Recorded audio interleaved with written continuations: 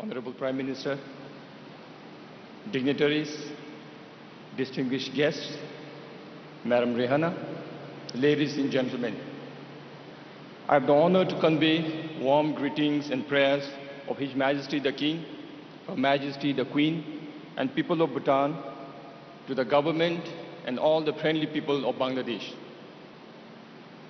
It is always a delight to return to Bangladesh, which I call my second home.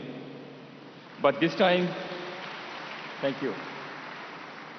But this time, the reason is even more compelling.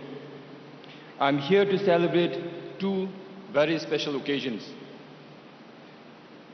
As we all know, we are celebrating the 100th birth anniversary of the Father of Nation, Bangabandhu Sheikh Mujibur Rahman, and 50th year of independence for the country that he has given his life for. I strongly believe that all of us, all human beings, and for that matter, all the nations in the world, must have a story to share. Bangabandhu Sheikh Mujibur Rahman has given Bangladesh a very good story to share with the global population. I'm so proud today that I get to sit next to Prime Minister Sheikh Hasina to listen to this story. I'm so proud because Prime Minister Sheikh Hasina is an inspiring leader, a mother-like figure for me. Such significant occasions uplift the spirit of not just the people of Bangladesh, but all the people in the world, especially at these times when COVID-19 has claimed numerous precious lives and disrupted the livelihood of millions of people around the world. On this note, I would like to offer my heartfelt prayers for the families who have suffered a great deal to this pandemic.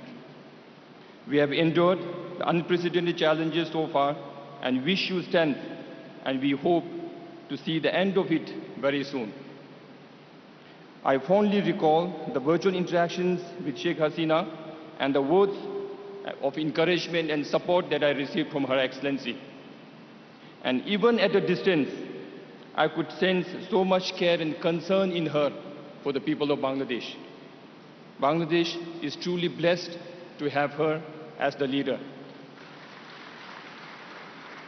Thank you. I'm sure Sheikh Mujibur Rahman is very proud of Bangladesh and proud of his daughter, Her Excellency Sheikh Hasina. For Bhutan, our king is leading the combat against the disease and ensuring the well-being and livelihood of our people. His Majesty has always regarded the safety and sustenance of the people of Bhutan as his sacred royal duty.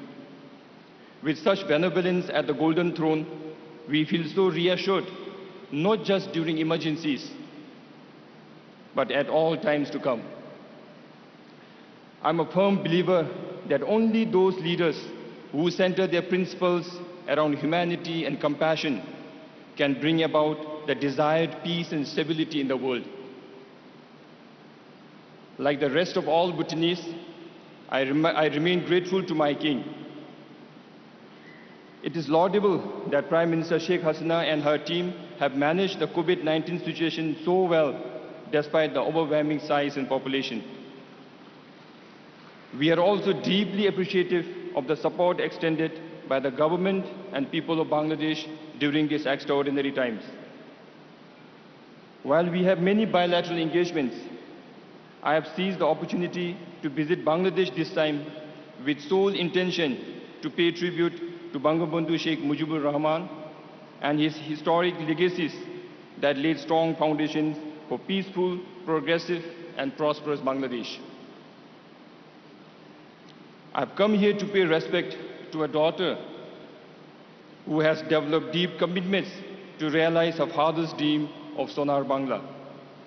Like I mentioned earlier, she is one such leader who places the freedom and happiness of her people before everything. Bangladesh has progressed at all levels. The improvements are so visible each time I visit the country. Especially in the last one decade, the strides that is made by Bangladesh in the economic front is commendable. Despite the pandemic, you have been able to retain one of the highest GDP growths in this continent. Congratulations for that.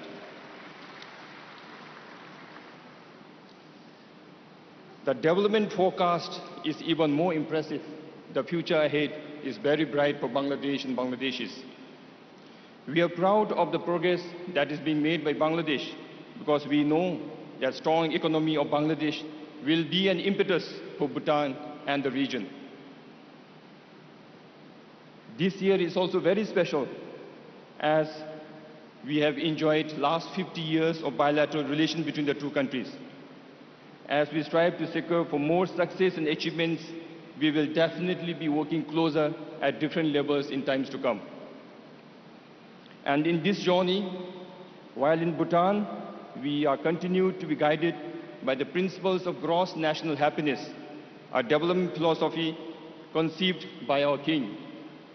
I can comfortably relate that to a similar wisdom from your leader, Bangamandhu Sheikh Mujibur Rahman, who said, friendship to all and malice to none. And as I say this, I get very tempted to try my luck in Bengali, to quote this in Bengali. Shokole shate bandhuto, karu shate bidesh noy. Sheikh Mujibur Rahman thought karu shate bidesh noy. And our kings thought peace and harmony is the key to success. With these two identical lights shining our path, it is not surprising that the two countries have developed such affinity and affection along the way. On this note, Your Excellency, on behalf of all my delegation, I would like to thank the government and people of Bangladesh for the opportunity to be part of this historic event and for the cordial hospitality accorded to us. May the legacy of Father of the Nation echo for eternity, as beautifully inscribed by the poet Ananda Shankar Roy. Again, I get tempted to try and quote what he said in Bengali. Jotodin robe potna jamuna gori magna bohoman, totodin robe kriti tumar Sheikh Mujibur Rahman.